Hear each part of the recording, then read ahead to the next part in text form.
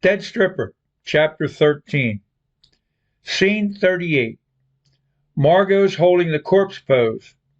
She's totally relaxed and oblivious to the four women lying on yoga mats in close proximity to her. They're all holding the same pose. And she's also oblivious to Jess. Jess is standing on the sidewalk outside the yoga studio, watching through a large plate glass window and waiting for the class to end. 5 minutes pass. Margo finally ends the pose. She picks up her towel and gets up on her feet.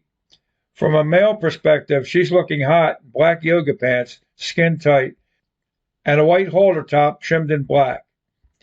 It takes another minute to gather her purse, put her jacket on, and head for the exit. "You fucked him," Jess shouts as soon as Margo steps outside. "Didn't you?" The words hit Margo's ears before she sees Jess. Margo turns. "Here? You're going to pull that shit here?" She starts walking toward her vehicle. Jess follows right behind and shouts, "What's wrong with right here?" Margo stops, wheels around, and goes face to face with her best friend. Il faut laver son linge sale en famille. "What the fuck's that supposed to mean?" "Napoleon's words," Margo says, "way back in 1815, and they still hold true today." "Sorry, I never learned French." "You would have," Margo says, "if you went to a real school instead of a stupid fucking art school." People are stopping and staring at the spectacle suddenly unfolding in front of them. "Since you're so fucking smart," Jess says, "clue me in on what that's supposed to mean." Literally translated, you have to wash your dirty clothes with your family. But here in the U.S., we modify it for you non-French speakers. Then she raises her voice until she's shouting, "Don't air your dirty laundry in public." She turns and starts walking away again. But Jess grabs Margo's wrist and won't let go. Margo tries to shake her arm free but can't. So she keeps walking and winds up pulling Jess along behind. And they proceed like that all the way to Margo's black Mazda MX-5.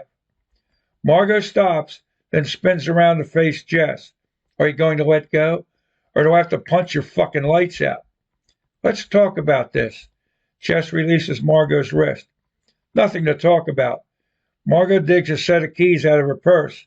She beeps the remote control button to unlock the driver's door, gets inside, and starts the engine. Jess steps in front of the car and drapes her chest over the hood. "Run me over." Jess turns her head toward the crowd and yells, "Hit and run! You're all my witnesses!" Margo lowers the driver's window. "Get in." Jess runs around to the passenger side and gets inside. Margo pulls away, then exits the lot on the Lancaster Avenue. "Thanks to you, I'll never be able to show my face in there again." Puts us in the same boat. "Okay," Margo says, "you want to talk? So talk. Why'd you do it?" "Do what?" Margo asks. "Don't play dumb with me. I know you fucked Steve. Why?" Let's see," Margo says. "To begin with, I was horny as a toad. And I was on a date with a man. No, make that a man I find both handsome and quite sexy. You were on a pretend date. Maybe when it started." Margo starts making a right turn onto a side street. "But that sure ain't how it ended, sister." She pulls into a vacant spot and parks. "I saw him first." "Big fucking deal," Margo says. "You have a boyfriend." "Not anymore. I threw his ass out an hour ago. But now we have a problem. You and me. You just fucked my man." "You met him one day before me," Margo says. "But I really like him."